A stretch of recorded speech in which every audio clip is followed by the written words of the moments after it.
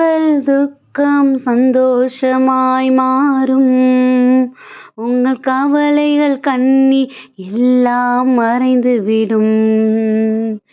உங்கள் துக்கம் சந்தோஷமாய் மாறும்.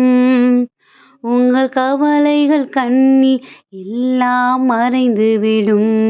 கலங்காதே மகனே, கலங்காதே மகளே, என் இயேசு கைவிட மாட்டார்.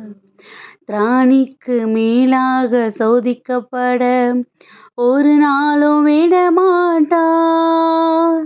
திராணிக்கு மேலாக சோதிக்கப்பட ஒரு நாளும் விடமாட்டார்.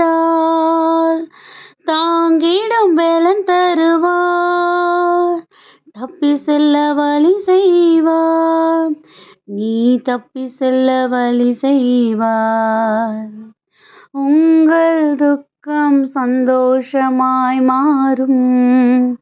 உங்கள் கவலைகள் கண்ணீர் எல்லாம் மறைந்துவிடும். ஹாய் குட்டீஸ், எல்லாரும் எப்படி இருக்கிறீங்க? நல்லா இருக்கீங்களா? ஹாப்பியாக இருக்கீங்களா? நம்மளுடைய துக்கமெல்லாம் சந்தோஷமாய் மாறப்போகுதுன்னு இன்றைக்கி அருமையான பாடல் வழியாக நமக்கு ஏசப்பா நம்மளை பலப்படுத்துகிறாங்க. நம்மளை எந்த ஒரு சூழ்நிலையாக இருந்தாலும் நான் உன்னை கடந்து வர பண்ணுவேன் அப்படிங்கிற உறுதியை நமக்கு கொடுக்குறாங்க குட்டீஸ். இந்த உறுதி நமக்கு சொல்கிறதுக்கு நமக்கு ஆள் இல்லையே. நம்ம நிறைய நாள் நம்ம சோர்ந்து போயிருக்கிறோம், அப்படி தானே? பரவாயில்ல, இதெல்லாம் ஒரு பிரச்சனையே கிடையாது, இதை விட்டு நம்ம கடந்து வந்துடுவோம், இதை தாண்டி நீ வந்துடுவ, இதெல்லாம் ஒரு மேட்ரே கிடையாதுன்னு சொல்கிறதுக்கு நமக்கு என்ன இல்லை, நம்மளை சுற்றி ஆளுங்க இல்லை, அப்படி தானே குட்டீஸ்? நிறைய நாள் நம்ம ஏக்கப்பட்டிருப்போம். ஏன்னா நம்ம ஏதோ ஒரு பிரச்சனையில் இருக்கோம், ஏதோ ஒரு சோர்வில் இருக்கோம் அப்படின்னா நம்மளை பாயிண்ட் அவுட் பண்ணுறதுக்கு நிறைய பேர் வருவாங்க. இல்லை இவன் வீழ்ந்து போயிட்டான், இவனுக்கு பிரச்சனை வந்துருச்சுன்னு சந்தோஷப்படுறதுக்கு நிறைய பேர் வருவாங்க. இல்லைனா அச்சோ இப்படி நடந்துருச்சேன்னு நம்மளை பார்த்து அவங்க சோர்ந்து நம்மளை பார்த்து இப்படி நடந்துருச்சேன்னு நினைக்கிறவங்க நிறைய பேர் இருப்பாங்க, அப்படி தானே குட்டீஸ்?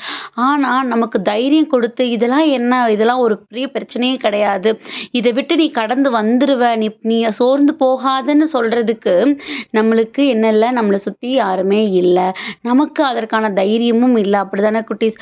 ஆனால் ஏசப்பா சொல்றாரே, நான் உன் கூட தான் இருக்கேன், நீ இப்போ அனுபவிச்சுட்டு இருக்கிற இந்த பிரச்சனை ஒரு நூலில கூட என்னோட கண்ட்ரோலை தாண்டி போகாது. ஏன்னா நான் உன் கூட இருந்து இந்த சூழ்நிலையை உன்னை கடந்து வர பண்ணுவேன். கண்டிப்பா நீ இதை கடந்து வரும்போது நீ பட்ட எல்லா துன்பங்களுக்கும், நீ அனுபவிச்ச எல்லா சோர்வுகளுக்கும் ஈடான சந்தோஷத்தையும் நிறைவையும் நீ உன் வாழ்க்கையில் நீ பார்ப்பன்னு ஏசப்பா நம்மகிட்ட பேசிட்டே தான் குட்டீஸ் இருக்கிறாங்க. நம்ம தான் என்ன பண்ண மாட்டேங்கிறோம், அவருடைய வார்த்தைகளுக்கு செவி கொடுக்கவோ இல்லை அவர் என்ன பேசுகிறாருன்னு நம்ம கேட்குறதுக்கோ நம்ம தயாராக இல்லை, அப்படி தானே? ஸோ அதான் இன்னைக்கு சொல்கிறாரு, நம்மளை பார்த்து தான் இன்னைக்கு வசனமும் கொடுக்குறாரு. துயரப்படுகிறவர்கள் பாக்கியவான்கள், அவர்கள் ஆறுதல் அடைவார்கள் அப்படின்னு மத்தேயு 5:4 நமக்கு கொடுக்குறாங்க. நம்ம கஷ்டப்படுறோம், ஏன் கஷ்டப்படுறவங்கள போய் ஏசப்பா பாக்கியவான்கள்னு சொல்கிறாங்கன்னு நமக்கு கோபம் வருது தானே? ஏசப்பா நான் அவ்வளோ சோர்வில் இருக்கேன், நான் அவ்வளோ போராட்டத்தில் இருப்பேன், நான் அவ்வளோ கண்ணீரில் இருக்கிறேன், ஆனால் நீங்கள் என்னை பார்த்து நீ பாக்கியவான்னு ஏன் சொல்கிறீங்க அப்படின்னு நீங்கள் நினைக்கிறீங்களா? கண்டிப்பாக பாக்கியவான்கள் ஏன் சொல்கிறாங்கன்னா, நம்ம ஒரு சோர்வில் இருக்கும்போதும் போராட்டத்தில் இருக்கும்போதும் நம்ம ஏசப்பா கூட ரொம்ப அட்டாச்சாக இருப்போம். அப்போதான் எப்பயும் ஏசப்பா பேசினா நமக்கு காதில் விழாது. ஏன்னா நம்ம இந்த உலகப்புறமான சந்தோஷத்தில் இருப்போம். ஆனால் நம்ம துன்பத்திலையும் துயரத்திலையும் இருக்கும்போது நம்மளோட ஃபுல் கவனமும் ஏசப்பா மேலே இருக்கும். அவர் நமக்கு பேசுறது, நமக்கு கைட் பண்ணுறது, நம்மளை வழி நடத்துறது, இது எல்லாமே நமக்கு புரியும். அப்போது ஏதோ ஒரு பெரிய ஒரு ஆபத்தான சூழ்நிலையில் இருந்து அவர் நம்மளை மீட்டு கொண்டு வர்றதுக்கு தான் இந்த சின்ன பிரச்சனையை மேபி அவர் அலோவ் பண்ணியிருப்பாரா இருக்கும்.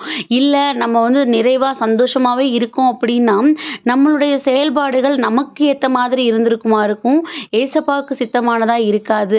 ஆனால் இந்த மாதிரி சின்ன சின்ன பிரச்சனைகள் நமக்கு வைக்கும்போது நம்மளோட முழு கவனமும் ஏசப்பாவுடைய வார்த்தைகளின் மேலே இருக்கும். அப்போது அது நம்மளை பெரிய விதமான பிரச்சனைகள்லேருந்து, பெரிய விதமான போராட்டங்கள்லேருந்து நம்மளை காப்பாற்றுறதுக்கான ஒரு வழியாக இருக்கும் குட்டீஸ். அதை தான் இன்றைக்கும் இந்த வசனத்தில் ஏசப்பா சொல்கிறாங்க. ஸோ நம்மளும் இப்போ ஏதோ ஒரு போராட்டத்தில், பிரச்சனையில், சோர்வில் எனக்கு ஏன் இது நடந்தது? ஏசப்பா எனக்கு ஏன் இத அனுமதிச்சாங்க? அப்படிங்கிற ஒரு கவலையில இருக்கிறோமா? ஏசப்பா அத தான் நம்மகிட்ட சொல்றாங்களே. இந்த சின்ன விஷயத்த குறிச்சு நீ சோர்ந்து போகாத. இது உன் திராணிக்கு மேலானது கிடையாது. உன்ன நான் நிறைவா இந்த விஷயத்திலருந்து நான் வெளியில கொண்டுட்டு வருவேன். ஆனா இந்த சின்ன ஒரு பிரச்சனை உன்னைய பெரிய விதமான பிரச்சனையிலேருந்து மீட்டு கொண்டு வரதற்கான ஒரு விஷயமா தான் இத நான் உனக்கு குடுத்துருக்கிறேன்னு நம்மள பார்த்து சொல்லிட்டு இருக்கிறாங்க. ஸோ நம்மளும் அத அக்செப்ட் பண்ணிக்குவோம். அவரை இறுக பற்றி பிடிச்சுக்குவோம். நம்ம திராணிக்கு மேலா சோர்ந்து போறதுக்கு நம்ம ஏசப்பா நம்மள விடவே மாட்டாங்க.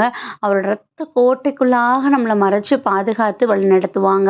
ஸோ அதுக்காக ஏசப்பாட்ட ஒப்பு கொடுத்து ப்ரேயர் பண்ணுவோமா? அன்பான ஆண்டவரே, இந்த நேரத்திற்காக நன்றி அப்பா. ஏசப்பா உம்முடைய ரத்த கோட்டைக்குள்ளாக எங்கள நீங்க வைத்திருக்கிறீங்க. நாங்க பாக்கியவான்களா இருக்கிறதுக்கு நீங்க எங்களுக்கு பலன் கொடுத்து எங்க கூடவே இருந்து எங்கள சோர்வின் வேளையில எங்கள வழிநடத்துகிறவரா இருக்கீங்க. உம்முடைய கரங்கள்ல எங்கள முழுவதுமா ஒப்பு கொடுக்கிறோம். உம்முடைய சித்தத்தின்படியா எங்கள வழிநடத்துங்க. ஆமென்.